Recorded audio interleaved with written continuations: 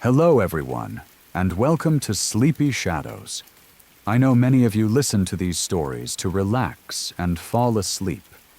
If today was long or heavy, I'll do my best to make your night a little more comfortable with these stories. Before we begin, feel free to leave a comment and let me know where you're listening from tonight. If you enjoy calm, quiet horror stories like these, you're welcome to subscribe. Now, get comfortable, take a slow breath, and let's begin.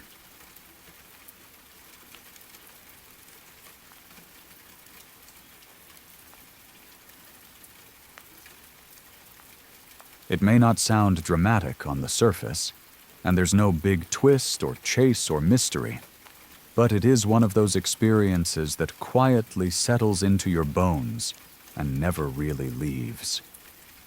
Even now, years later, I can still picture every small detail of that day, and the way it ended still feels unreal when I think about it. At the time, I was working at a bank. It was a pretty ordinary job, the kind where routines matter more than excitement. You come in, do your work, talk to the same people every day, and eventually everyone knows a little bit about everyone else. Not deeply, but enough to feel familiar, enough to feel safe. There was a guy I worked directly with, someone I saw almost every day. We weren't best friends, but we got along well. We joked around, talked about sports, complained about work like everyone else, and he was a normal coworker in every sense of the word.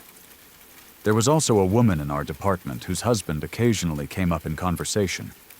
He wasn't an employee at the bank, but we all knew who he was because she talked about him, and a few people had met him socially once or twice. The three of us had one thing in common. We all liked golf. Golf was one of those harmless, easy topics that came up often. Courses, clubs, tournaments, gear. Nothing deep, nothing personal. Just casual talk to pass the time during slow moments at work. One week, my coworker and I were talking about a golf show that was coming to town. It was being held at the Expo Mart, and it was one of those big events where vendors set up booths, show off new equipment, give away samples, and promise dream vacations if you fill out enough entry slips. We were planning to go that weekend, mostly just to look around and kill time. The woman overheard our conversation. She casually suggested that we go with her husband. She said he loved that kind of thing, and would probably enjoy tagging along. She mentioned that my coworker had seen him socially before, so it wouldn't be awkward. There was no hesitation, no red flags, no strange feeling. It sounded perfectly normal. So that weekend we made plans. I drove to my coworker's house first. We talked on the way, the same kind of light conversation we always had. Then we picked up the third guy, her husband, on the way to the Expo Mart. He seemed friendly enough. Polite, talkative, but not overly so. Just another regular guy heading out for a day of golf-related nonsense. The day itself was good, and that's what makes it so unsettling in hindsight. We walked around the show for hours. Booth after booth, shiny clubs, fancy bags, simulators, putting greens.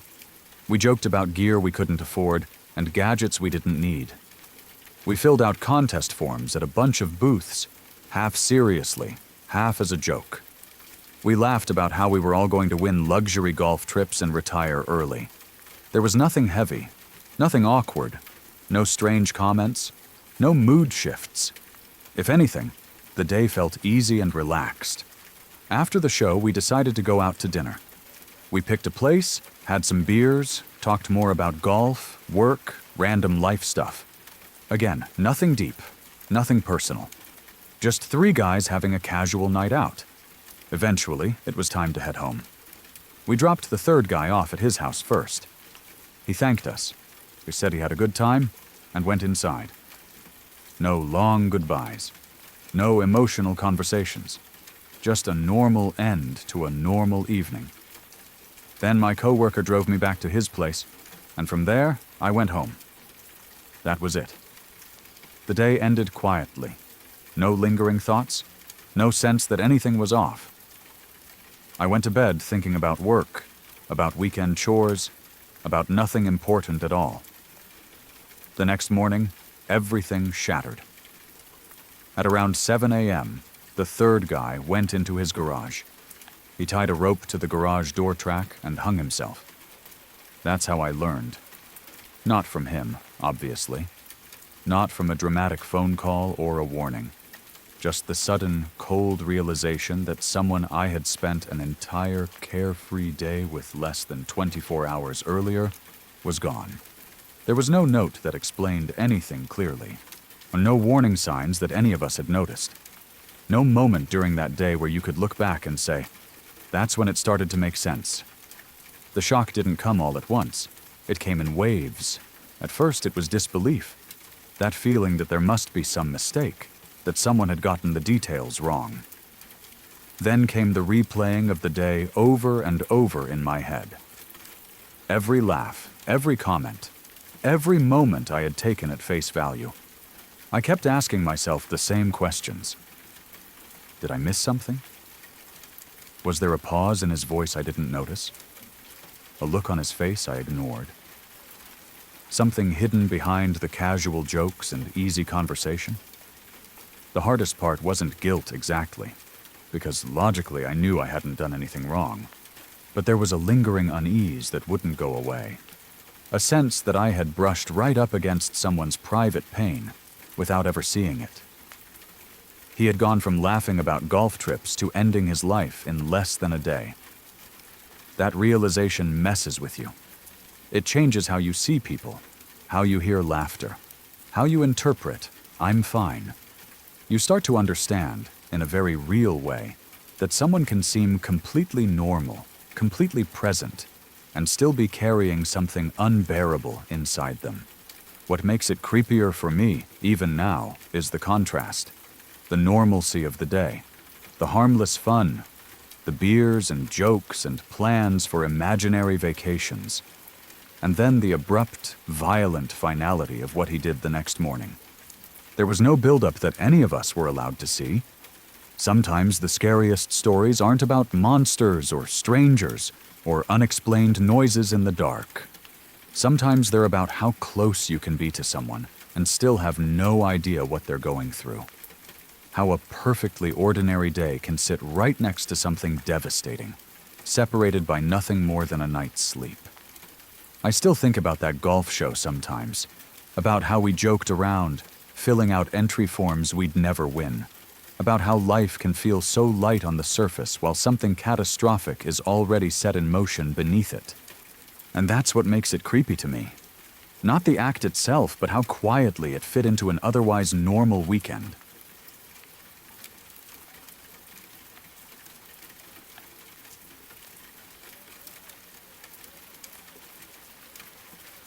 It's one of those mysteries that sounds like an urban legend at first, something you'd expect to hear in a late-night conversation or read on a creepy forum. But the unsettling part is that it's real, documented, and still not fully understood. Since 2007, severed human feet have been washing up along the coastline in the Pacific Northwest, particularly around Seattle and Vancouver. Over the years, more than 20 of them have been found. Not bones, not entire bodies, just feet, often still inside shoes. What makes the phenomenon so disturbing isn't just the imagery, it's the pattern, the consistency, and the fact that even after years of investigation, there is no single, completely proven explanation that satisfies everyone. The first discovery happened in 2007, and when a detached human foot inside a sneaker washed ashore in British Columbia.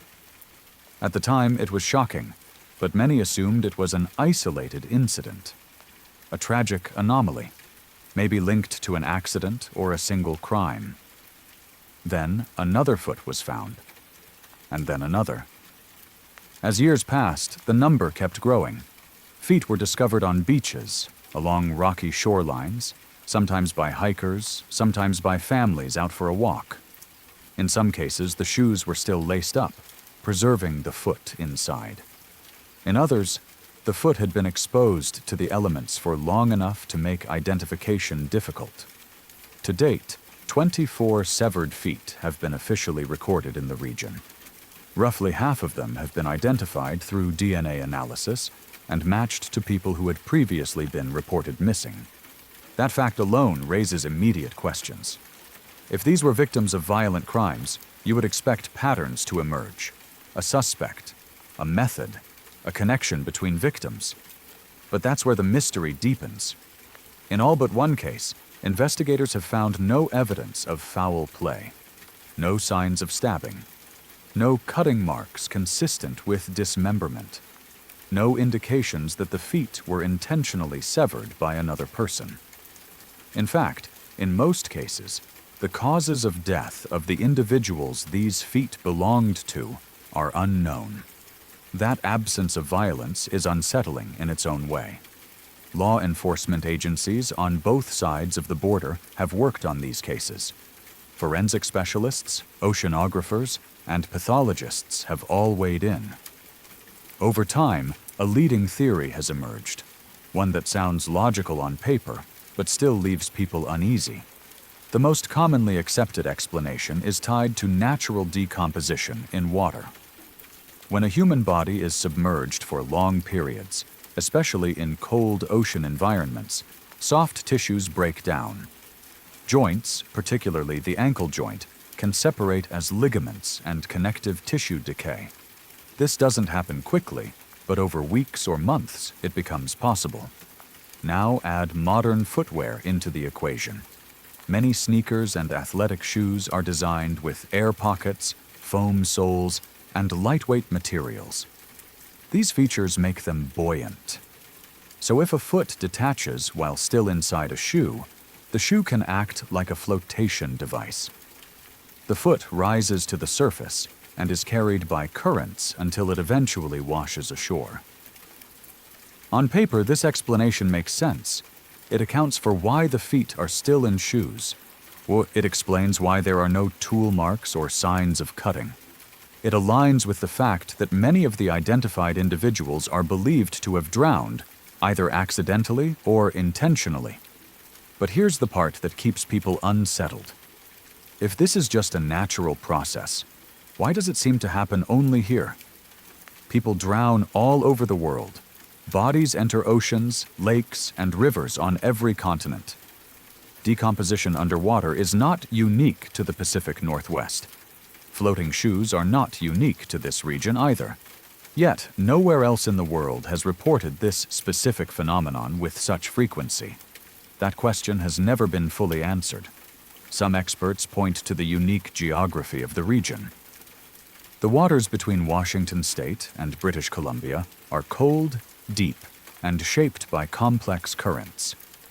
The coastline is irregular, with countless inlets, islands, and sheltered bays. These conditions could theoretically make it more likely for detached feet to surface and be deposited on shore rather than drifting out to open ocean. Cold water also slows decomposition in some ways, potentially preserving remains long enough for separation at joints to occur while the shoe remains intact. Others point out that the region has a higher rate of people entering the water due to boating accidents, suicides, and falls from coastal cliffs. Combine that with heavy foot traffic along beaches, and the chances of discovery increase. Still, none of these explanations fully resolve the unease. Because even when logic explains the mechanics, it doesn't explain the feeling. There's something deeply unsettling about the idea of body parts traveling silently through the water for months or even years, surfacing without context, without answers, without the rest of the story attached to them. In some cases, families finally received closure when DNA confirmed that a foot belonged to a missing loved one. In others, the identity remains unknown. A shoe brand, a shoe size, a fragment of bone, that's all investigators have. And then there's the one case that doesn't fit neatly. In a single instance, authorities did suspect foul play. That foot was eventually linked to a confirmed homicide. But that case stands alone. It doesn't explain the rest. It doesn't suggest a serial killer or organized violence. It only adds another layer of uncertainty. Over the years, public reaction has ranged from fascination to fear. And media coverage often leaned into the bizarre nature of the discoveries, sometimes fueling speculation about serial killers, mob activity, or intentional dumping of remains. Law enforcement consistently pushed back against those ideas. They emphasized the lack of evidence for violence. They stressed that each case appeared unrelated. They reminded the public that the ocean is not a clean or predictable environment. Still, the pattern remains. Feet continue to appear. Not frequently, but often enough to keep the mystery alive. Every time one is found, it reopens the same questions. Was this person lost to an accident? Did they jump? Did they fall? How long were they in the water? Where did they enter it? And why did only this part of them return? The phenomenon forces people to confront the uncomfortable reality of how the human body interacts with nature after death. We like to imagine death as something contained, a moment, a location, a clear ending. The ocean doesn't work that way. It moves, it carries, it breaks things down and redistributes them according to its own rules. Sometimes that means entire ships vanish without a trace. Sometimes it means a single foot arrives on a beach, decades removed from the moment it was last attached to a living person. There's also a psychological element to this mystery that shouldn't be ignored. Feet are deeply humanizing. They still look like part of a person, especially when they're inside a shoe. They suggest movement, walking, daily life, someone tying their laces before leaving home, never knowing where that path would end. Finding a bone is abstract. Finding a shoe with a foot inside it is not. It forces the imagination to fill in gaps. Over time, the story of the floating feet has become part of regional folklore.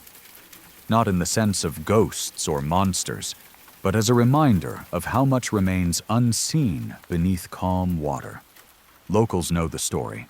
Visitors hear about it and feel a chill walking along otherwise beautiful shorelines. And even though scientists and investigators lean heavily toward natural explanations, the fact remains that no one can point to another place on Earth where this exact pattern has repeated itself in the same way. That's the unresolved part. Not whether there's a supernatural cause, not whether there's a hidden killer, but why here and why so often? Until that question has a definitive answer, the mystery endures. And every time someone spots a lone sneaker bobbing near the shore, there's a moment of hesitation, a pause, a silent hope that it's just trash, just debris, because the alternative carries too many unanswered stories with it. Stories that began somewhere far from the beach and ended in a way no one could have predicted. Stories that, piece by piece, are still washing back to shore.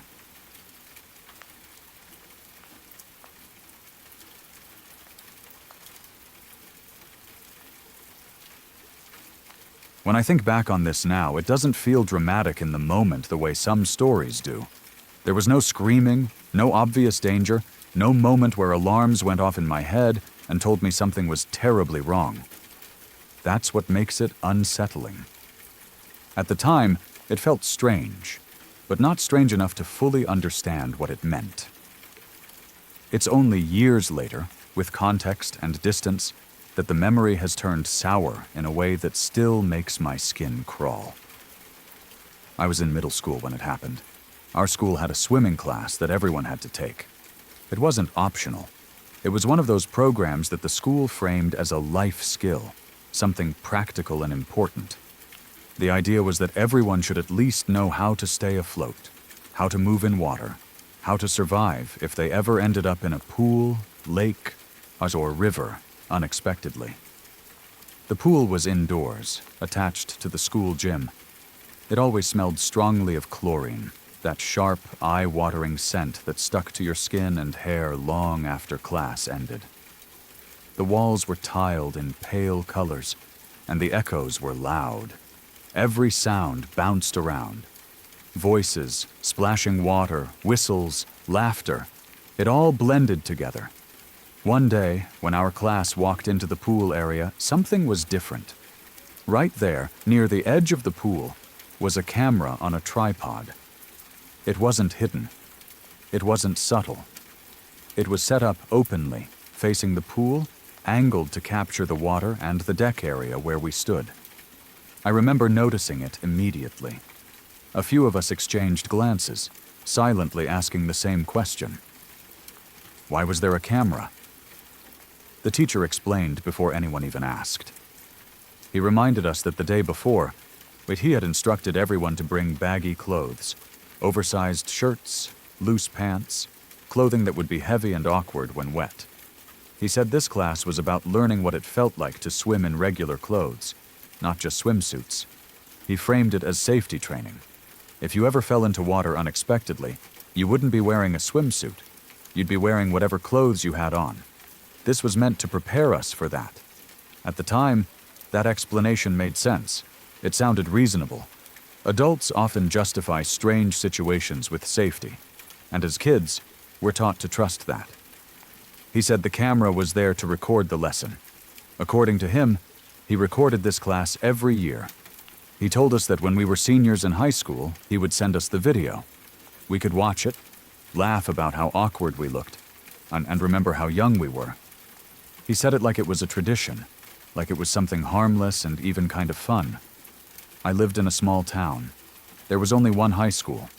Most of us had known each other since elementary school. The idea that we'd all grow up together and then look back on something from middle school didn't sound impossible. It sounded nostalgic. At least, that's how he presented it. Still, something about it felt off. Even as a kid, I remember feeling a faint sense of discomfort. Not fear exactly, more like confusion. I couldn't quite explain why, but the camera felt unnecessary. Why did this need to be recorded at all? Why couldn't we just do the exercise and move on? But no one questioned it out loud. Teachers were authority figures. If they said something was normal, we assumed it was. So we did the lesson. We got into the pool wearing baggy clothes. Shirts clung to our bodies. Pants ballooned and dragged us down. The fabric felt heavy, pulling against our limbs. Swimming was harder. Moving felt slow and awkward. The point of the lesson, at least on the surface, was clear. The camera stayed running the entire time. We swam. We practiced floating. We struggled and laughed and complained. At some point, the lesson ended, and we were told to get out of the pool. Then came the part that sticks with me the most. We were instructed to take off the wet clothes. Underneath, we were wearing our bathing suits. That part was technically appropriate. But we were still doing this in front of the camera. The clothes were soaked, clinging to our bodies, and we had to pull them off, peel them away. It wasn't like changing in a locker room, and as it was happening in the pool area, with the tripod still aimed in our direction. Again, no one said anything. We were kids. We trusted that adults wouldn't put us in a situation that crossed a line. After class, life went on. I didn't obsess over it. I didn't go home and tell my parents anything alarming. It just became one of those odd school memories. Slightly weird, but not enough to dwell on. What made it stranger, though, was something I realized even back then. That teacher had been working at the school for a long time, somewhere between 15 and 20 years, from what we knew. That meant he had taught many classes before us, many groups of students, many swimming lessons. He claimed that every year he recorded this same lesson, and every year he promised that the video would be sent to the students when they became seniors, but no one had ever received one. Even as a kid, I noticed that inconsistency. My sister had gone through the same class. She was 4 years older than me. She had already graduated by the time I was in middle school. She never received a video. None of her friends had either. If this was truly a tradition, where were the results? Where were the former students laughing about their old swimming footage? It didn't add up. Still, I didn't push the thought very far. Kids are good at compartmentalizing. If something doesn't directly affect them in the moment, they tend to let it go. Years passed. I moved to a different school. I left that town. Middle school faded into the background of my life, replaced by new experiences, new people, new problems. The swimming class and the camera became a distant, half-forgotten memory. Then one day, while scrolling through Facebook, everything came rushing back. I saw an article shared by someone from my old town. It was about that teacher. The headline alone made my stomach drop. There had been an investigation. Authorities had searched his computer and found an enormous amount of child sexual abuse material. Not a small amount.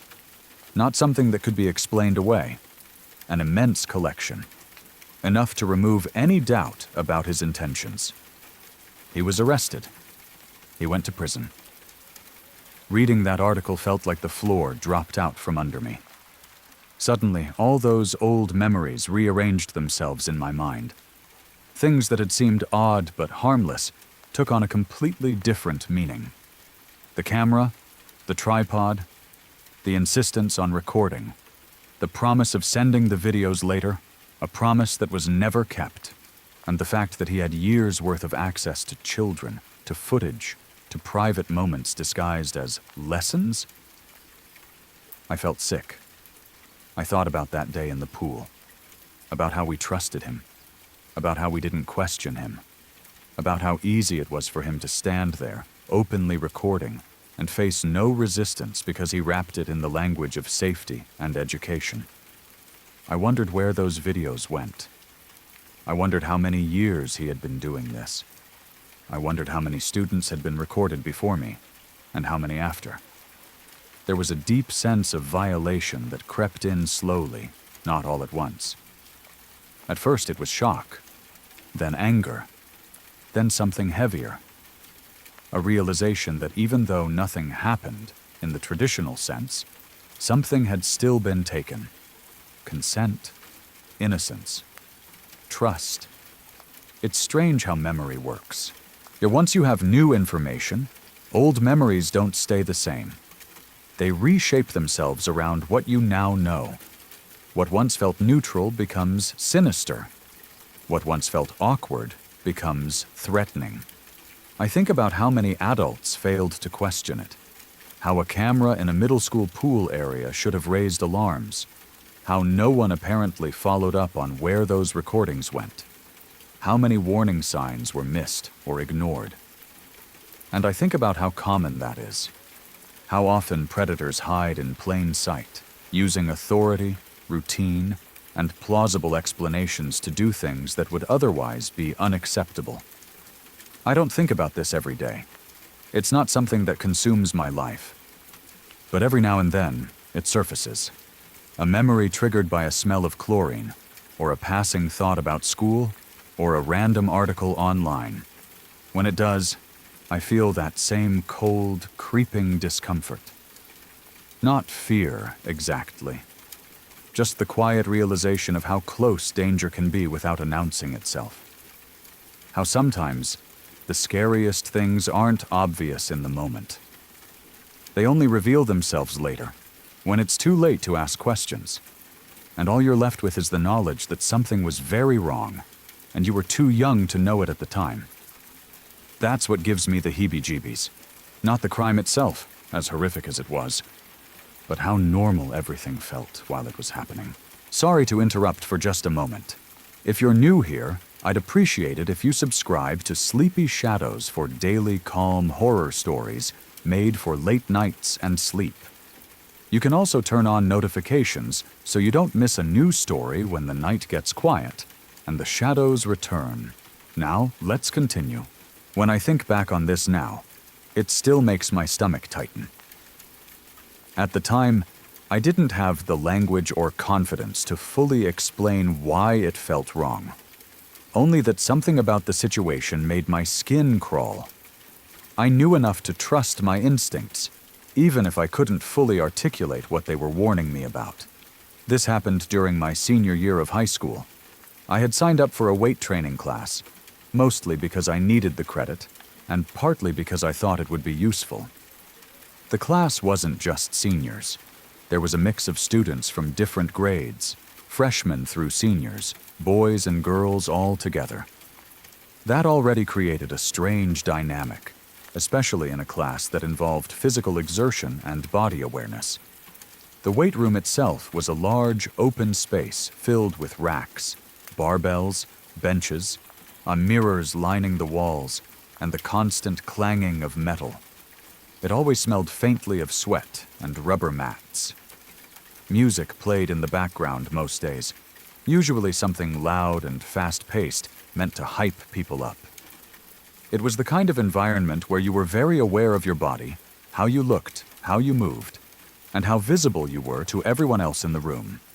One day, the teacher announced that we would be recording each other while doing weighted squats. He said the purpose was to make sure everyone had proper form, to prevent injuries. On the surface, that explanation sounded reasonable. Proper form is important in weight training, and teachers often emphasize safety. But the way he went about it immediately felt off. He instructed us to pair up and use our phones to record each other from behind while doing squats. Then, we were told to email the videos directly to him so he could review them later. Not show them in class, not give immediate feedback, send them to his personal email. I remember a pause in the room, that brief moment where people glance at each other, silently wondering if this is normal. But again, this was a teacher, an adult in a position of authority. Most of us had been conditioned not to question instructions like that. As we started recording, I became painfully aware of the mirrors. They reflected everything. I could see my own posture, the way my clothes fit, the way my body moved. I could also see him. He wasn't casually observing the class the way teachers usually do, walking around, correcting posture, keeping an eye on everyone equally. He was hovering, lingering, and he was paying very specific attention to the girls. He made a point of approaching us one by one. When he got to the boys, his comments were brief and technical, if he commented at all. But when he came to the girls, he stayed longer. Too long. He would stand behind us, close enough that it felt invasive, and comment on our form. The word itself sounded neutral, but the way he said it wasn't. It wasn't clinical or instructional. It was drawn out, almost appreciative. You've got really good form. That looks great. You're doing that really well. I could see him in the mirrors while he said these things. I could see where his eyes were focused. It wasn't on our backs or our knees or our foot placement. It was on our bodies, specifically our backsides, as we squatted up and down. The realization hit me slowly but unmistakably. This wasn't about safety. This wasn't about proper technique. This was about watching. The fact that there were mirrors made it worse. There was no ambiguity. I could see him staring. I could see the way his attention didn't shift when it should have. I could see how uncomfortable some of the other girls were, even if none of us said anything out loud. What made it even more disturbing was the age range. Some of the girls in that class were much younger than me. I was a senior, close to graduating, legally an adult, or nearly so, depending on birthdays. But there were girls who were 14, 15 years old, being filmed from behind, asked to send those videos to a grown man in a position of authority. That thought made me feel sick. I remember standing there, phone in my hand, trying to keep my face neutral while my mind raced. I was weighing my options in real time. Do I say something? Do I refuse? Do I finish the class and deal with it later? The pressure to comply was intense. No one wants to be the difficult one. No one wants to accuse a teacher without proof. And at that age, you're painfully aware of how quickly people can dismiss you as dramatic or overreacting. But underneath all of that, there was a very clear, very calm voice inside me saying, "This is not okay." By the end of that class, my decision was already made. The next day, I dropped the class. No dramatic confrontation, no explanation beyond what was required. I just removed myself from the situation entirely. I didn't want to be in that room again. I didn't want to give him another opportunity to look at me like that, or to collect another video. At the time, I didn't report him. I often think about that. I wonder if I should have. But I also know how powerless students can feel, especially when something exists in that gray area where nothing explicitly illegal has happened. But everything feels wrong. What stays with me most is how easily it was framed as something normal. How the language of safety and instruction was used to justify something deeply inappropriate. How authority made it easier for him to push boundaries without immediate resistance. It also stays with me how quickly my body reacted, even before my mind fully caught up. The tension in my shoulders, the tightness in my chest, the urge to get out of there as fast as possible. That instinct is something I've learned to respect more as I've gotten older. Looking back, I realize how important it was that I listened to that discomfort instead of ignoring it. I didn't rationalize it away. I didn't tell myself I was imagining things. I didn't convince myself that I was overreacting. I left. And while that didn't fix the larger problem, it protected me. I still think about the other girls in that class. I wonder how many of them felt the same way but stayed. I wonder how many brushed off that discomfort because they didn't feel like they had a choice. I wonder what happened to those videos after they were sent. What makes experiences like this so unsettling isn't just the behavior itself. It's how quietly it happens, how it hides behind routine, how it relies on silence, uncertainty, and the assumption that authority figures are automatically trustworthy. When there was no single moment where alarms blared or lines were crossed in an obvious, undeniable way. It was all subtle. A look held too long. A comment said with the wrong tone. An instruction that didn't sit right when you thought about it for more than a second. Those are the moments that stick with you. Not because they were explosive, but because they taught you something uncomfortable about how easily boundaries can be tested, and how important it is to trust yourself when something feels wrong. Even now, years later, I'm glad I walked away.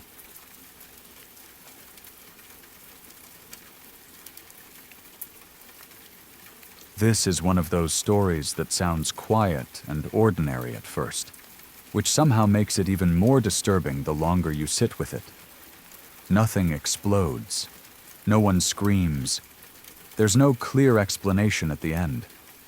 Just a slow, creeping realization that something is wrong, and that whatever it is, it doesn't care whether you believe in it or not. The family was completely normal. A kind, loving couple with a young son, living in a nice house, doing all the right things. The sort of people who follow rules, ask for help when something seems off, and try to fix problems instead of ignoring them. There was nothing strange about them, nothing dramatic or eccentric. If anything, they were calm to a fault. It started with their son. He was still very young, old enough to talk clearly, but young enough that bedtime was still a fragile routine. For one night, after being tucked in, he told his parents that he could hear voices in his room. At first, they didn't panic. Kids say things like that sometimes. Imagination, dreams, shadows, noises from outside. Houses make sounds, especially at night. They reassured him, checked under the bed, checked the closet, sat with him until he fell asleep. But the next night, he said it again. And the night after that. The voices weren't loud, according to him. They didn't shout or scream. They whispered. He couldn't make out words, but he could hear them clearly enough that they scared him. Enough that he didn't want to be alone in his room anymore. Enough that bedtime became a battle. Soon, he was refusing to sleep in his room at all. He would cry. He would cling to his parents. But he would say he didn't want to go in there because they were talking again. And the thing that worried his parents most was that his fear didn't feel playful or exaggerated. It felt genuine, deep, like something was truly distressing him. They did what responsible parents do. They talked to doctors. They asked about night terrors, anxiety, childhood hallucinations. They monitored his behavior during the day. He was fine, happy, normal. No signs of distress outside of bedtime. No changes in personality. No imaginary friends. Nothing that explained it.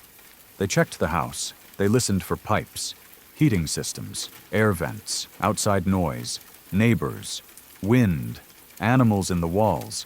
Everything people usually blame when strange sounds happen. They even moved furniture around, thinking maybe sound was carrying in a weird way. Nothing helped, and the boy kept hearing the voices. They thought maybe he was lonely. Maybe the room felt too big. Maybe having a sibling would help, give him comfort, make him feel less alone at night. So when they had another baby, they hoped things would improve. But they didn't. If anything, things got worse. The voices continued, and now the parents were exhausted. New baby, sleepless nights, constant worry. The boy was barely sleeping. He didn't want to be in his room even during the day sometimes. He would stand in the doorway and hesitate before going in.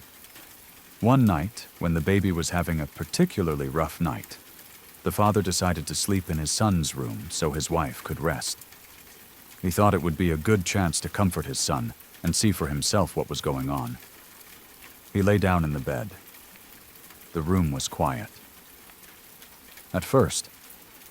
Then, after a while, he heard it. Not loudly, not clearly, but unmistakably. Whispering.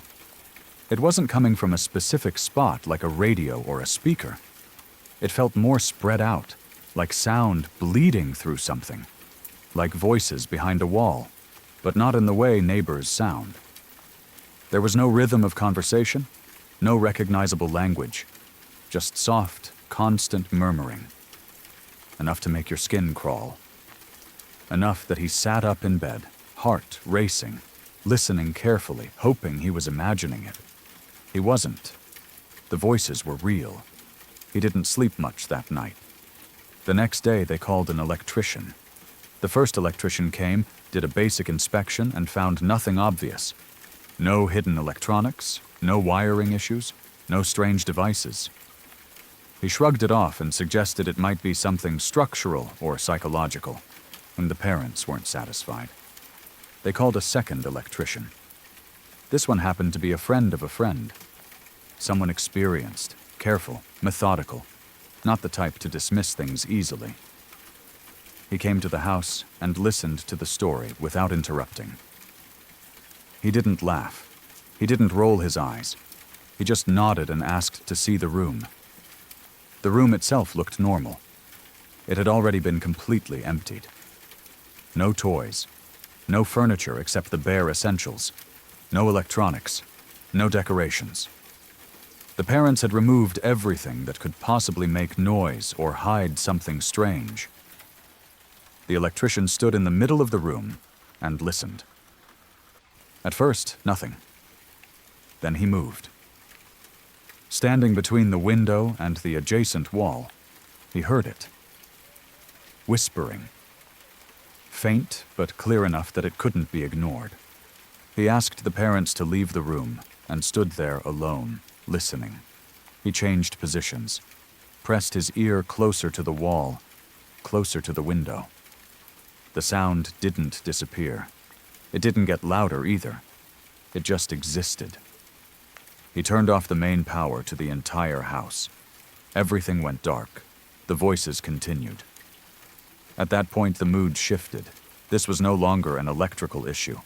He brought in cameras and inspected every roof cavity and wall space he could access without tearing the house apart. He checked for animals, for people, for hidden spaces, for anything that could explain sound carrying through the structure. There was nothing. No movement, no nests, no devices, no airflow that made sense. The walls were solid. Still, the whispering could be heard in that same spot. Quiet, persistent, unexplainable. The electrician finally said what he had been thinking for a while but hadn't wanted to say out loud. The only way to know for sure would be to remove the wall, open it up completely, see what was inside. The parents looked at each other. They were tired, scared, worn down. They had already reached the point where curiosity was less important than safety, less important than peace. They declined. They said they were leaving the house. And that was that. They didn't argue. They didn't debate. They didn't ask for more tests or opinions. Something about hearing those voices themselves, hearing them confirmed by someone outside the family, had crossed a line. This wasn't their home anymore. They packed up and left. I don't know what happened to the house after that. I don't know if someone else moved in. I don't know if anyone ever tore down that wall. I don't know if the voices are still there. What stays with me is how reasonable everyone was the entire time. No hysteria, no exaggeration. Just a slow process of elimination that led to a place no one wanted to go. And the fact that the voices didn't stop when the power was cut. That detail alone is enough to unsettle me. Because it means whatever was whispering wasn't plugged in. And it didn't need permission to be there.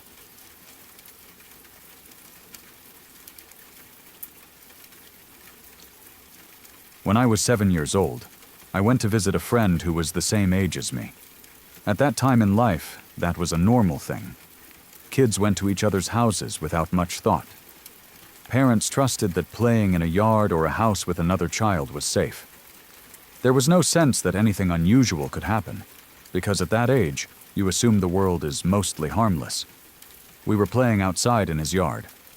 I don't remember exactly what we were doing before it happened. Just normal kid stuff. Running around, talking, making up games. At some point, he suggested a new game. He explained it in a very casual way, like it was something he had already thought through. It didn't feel like a question as much as a suggestion that we were supposed to agree with. He said the game involved taking our clothes off. Even at 7, I remember thinking it was strange. It wasn't something I'd done before, and it wasn't something I'd seen other kids do. But when you're that young, you don't always have the language or confidence to challenge something, especially when it's coming from another child your age. There was no sense of danger in the moment, just confusion and curiosity mixed together. He told me that the game involved touching private parts. He used childish language, the kind kids often use when they don't fully understand what they're talking about. He also told me that I didn't have to touch him back if I didn't want to. At the time, that felt like reassurance, like he was being considerate. Looking back, that detail feels important in a way I didn't understand then. The situation went further than I was comfortable with. But at that age, comfortable is a hard thing to define. I didn't feel fear, exactly. I didn't feel like I was in immediate danger. It just felt weird, confusing, and disconnected from anything I understood. It didn't feel playful in the way games usually do, but I didn't have a clear reason to stop it either. He told me it was a secret. That part stood out, even back then. I knew secrets were usually something fun or exciting, like hiding a surprise or keeping a harmless secret from adults. This felt different, but again, I didn't know how to explain why. So I kept it to myself. I didn't tell my parents. I didn't tell another friend. I didn't even think about telling anyone. I just accepted that it was something that happened. And then it was over. It only happened once. After that day, nothing like it ever happened again. We didn't talk about it. Thus, we didn't repeat it. Eventually, we stopped being in the same school. After primary school, I never saw or heard from him again. Life moved on, as it often does when you're a child. New friends, new routines, new memories pushed the old ones further into the background. For a long time, I didn't think about it much. When I did remember it, it felt distant, like something odd that happened a long time ago, without much emotional weight attached to it. I didn't feel traumatized in the way people often describe trauma. There were no nightmares, no flashbacks, no intense fear. It was just a strange memory that didn't seem to fit anywhere. Years passed. I grew up. I had relationships. I learned more about the world, about boundaries, about consent, about how adults talk to children, and how children learn behavior. And that memory stayed quiet in the back of my mind, not demanding attention. Then, years later, I told the story to my ex. I didn't bring it up as a big confession. I wasn't crying or shaken when I told it. I mentioned it almost casually, as one of those weird things from childhood that you remember sometimes. I didn't expect much of a reaction.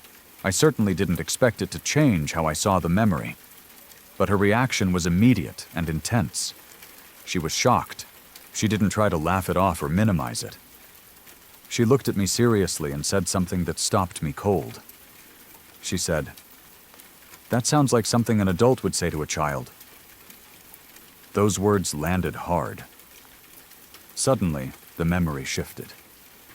The details I had never questioned before started to feel different. The way the game was explained, the specific phrasing, and the reassurance that I didn't have to participate fully. The emphasis on secrecy. It all started to sound less like something a child invented on their own, and more like something that had been learned. I replayed the memory in my head again and again. Where did he learn to say those things? Where did he learn that structure, that logic? Why did it sound practiced? Those questions had never crossed my mind before that conversation. Until then, I had always assumed it was just kids being kids, even if it was strange. But once that idea was introduced, it was impossible to ignore. What unsettled me the most wasn't what happened between two children. It was the possibility that something else had happened before that day. Something that shaped his understanding of behavior, boundaries, and secrecy. Something that he might not have had the words to explain, so he acted it out instead. That realization brought a new kind of weight to the memory. It wasn't panic. It wasn't anger. It was sadness. A deep, quiet sadness, not just for myself, but for him. Because if those words didn't come from nowhere, then it's possible he was repeating something that had been done to him. Something he didn't understand but had learned anyway. I will never know what his home life was like. I don't know if an adult crossed lines with him. I don't know if someone explained those ideas to him in a way no child should ever experience. I don't know if he was confused, scared, or trying to make sense of something that happened to him. I'll never get answers to those questions. What I do know is how easily moments like that can pass unnoticed. How children often don't recognize when something is wrong. How adults assume safety simply because everyone involved is young. How experiences can sit quietly in the mind for years, waiting for the right context to reveal their meaning. Looking back, I don't blame my younger self. A 7-year-old shouldn't be expected to understand boundaries in situations they've never been taught to navigate. A child shouldn't have to recognize manipulation or inappropriate behavior. That responsibility belongs to adults, not kids. I also don't feel anger toward that friend. What I feel is complicated. Unease, sadness, a sense of loss for something neither of us fully understood at the time. If he was repeating something learned, then he was also a victim in his own way. That conversation with my ex didn't suddenly change my life, but it did change how I understand that memory. It reminded me that our understanding of the past evolves as we grow. Experiences don't stay frozen in meaning. They change as we gain language, knowledge, and perspective. Some memories only reveal their true weight years later. And sometimes, the most disturbing part of a childhood experience isn't what happened to you, but what it suggests may have happened to someone else. That realization still stays with me, not as fear, not as anger, but as a quiet reminder of how vulnerable children are, and how much can hide behind a moment that once seemed insignificant.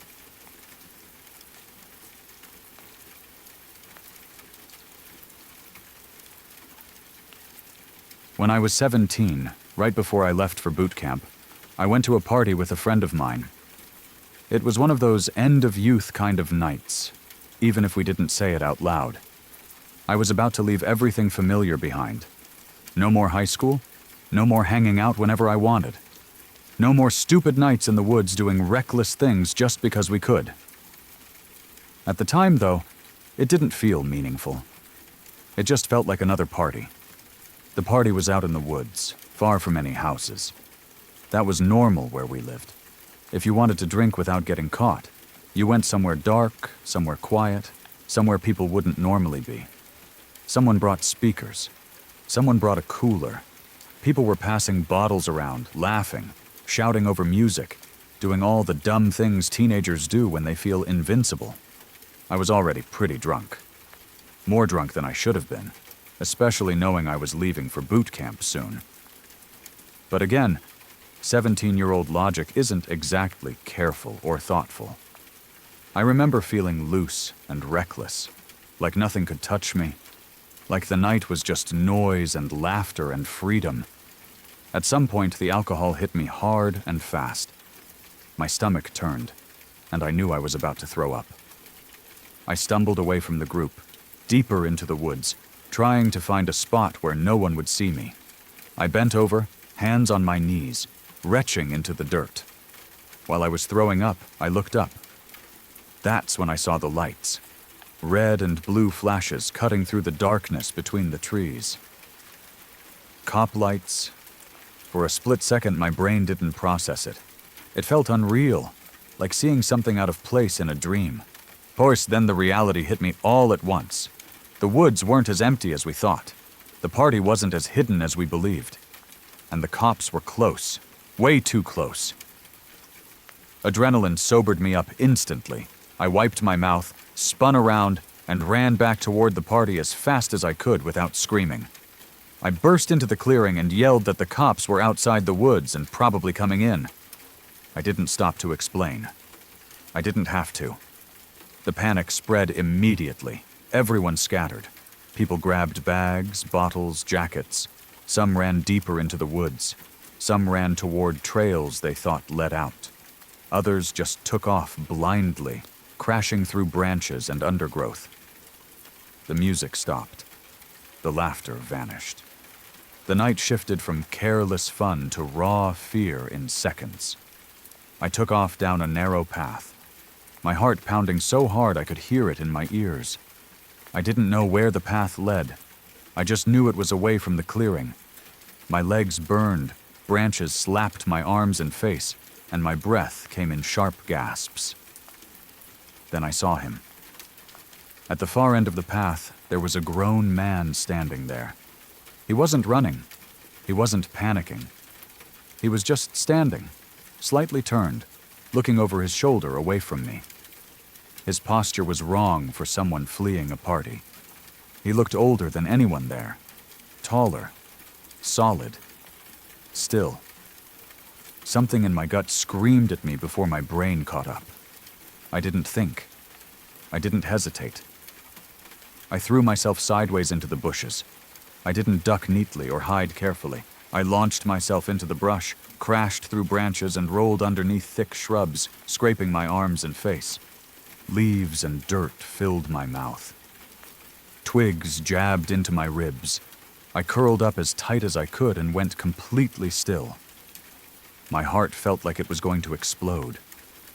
From where I was hiding, I could see the path through gaps in the branches. It was dark, almost pitch black, but there was just enough light filtering through to make out shapes. The man started walking down the path. Toward me. Every step felt loud, even though I don't remember hearing his footsteps clearly. It was more like I felt them in my chest. He walked slowly, deliberately, not stumbling like a drunk kid. He stopped when he was as close to me as he could be while still staying on the path. He was right there. I was looking up at him through branches and leaves, my body pressed into the dirt, trying not to breathe too loudly. I could see his outline, his legs, the way he stood. I couldn't see his face clearly, but I could tell he was scanning the area. He looked around. I remember thinking, very calmly and very clearly, that if he saw me, I didn't know what would happen next. My mind ran through flashes of possibilities, none of them good. I was drunk. I was alone. I was hiding in the woods in the middle of a police search I didn't yet understand. I didn't move. I didn't cough. I didn't even swallow. After what felt like forever, he turned and walked away down the path, disappearing into the darkness. I stayed where I was for several minutes, too afraid to move. My muscles were locked tight, my hands shaking. I waited until I was sure he was gone, until the night sounds slowly started creeping back in. Eventually, I crawled out of the bushes. I found a few other people from the party hiding nearby. We didn't talk much. Whispering felt dangerous. We stuck together and slowly, carefully made our way out of the woods, avoiding paths and lights as best we could. When my buddy and I finally reached his place, the adrenaline crashed hard. We were exhausted, shaken, still drunk but no longer carefree. There were cops everywhere, patrol cars, lights flashing. The whole area felt tense and wrong. We crashed at his house without really processing anything. The next morning we were sitting at the table eating breakfast, quiet and tired. His mom mentioned all the police activity. She said that not only our town, but the neighboring town too, had been swarming with cops all night. She explained why.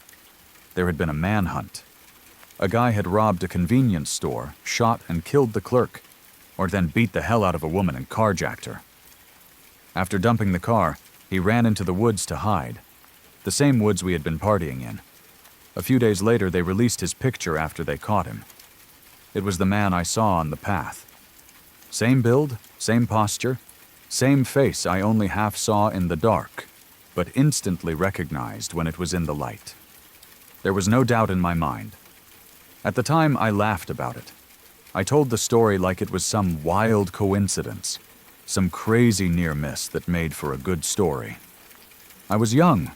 I was about to leave for boot camp. I had that mindset of brushing things off, of believing nothing could really touch me. But as I got older, the story changed for me. I stopped laughing. I started thinking about how close I had been to something truly horrible. How if I hadn't thrown myself into those bushes without thinking, I might have run straight into him. How if he had taken one step off the path, or if I had breathed a little louder, things could have ended very differently. I think about how drunk I was, how vulnerable, how unprepared. I think about how quiet he was, how controlled, how different he felt from the chaos of the party, how he wasn't scared of the cops the way we were. That's what really stays with me now. The realization that danger doesn't always look panicked or frantic. Sometimes it looks calm. Sometimes it walks slowly down a path while you're hiding a few feet away, praying not to be seen. I went to boot camp shortly after that. Life moved forward. I grew up. I changed. But that moment never really left me. It taught me something I didn't fully understand at 17. That sometimes survival has nothing to do with bravery or strength. Sometimes it's just instinct. And sometimes you only realize how close you came to losing everything years later, when you finally understand what was really standing in front of you in the dark. If you're still here, It means these stories didn't just fade away, they stayed with you. Each one was shared to feel real, quiet, and close. Moments that could happen to anyone, moments where something felt wrong or nearly did. If you'd like to keep listening to stories that linger long after they're told, consider subscribing to Sleepy Shadows. There are more waiting in the dark, and not all of them disappear by morning. Good night.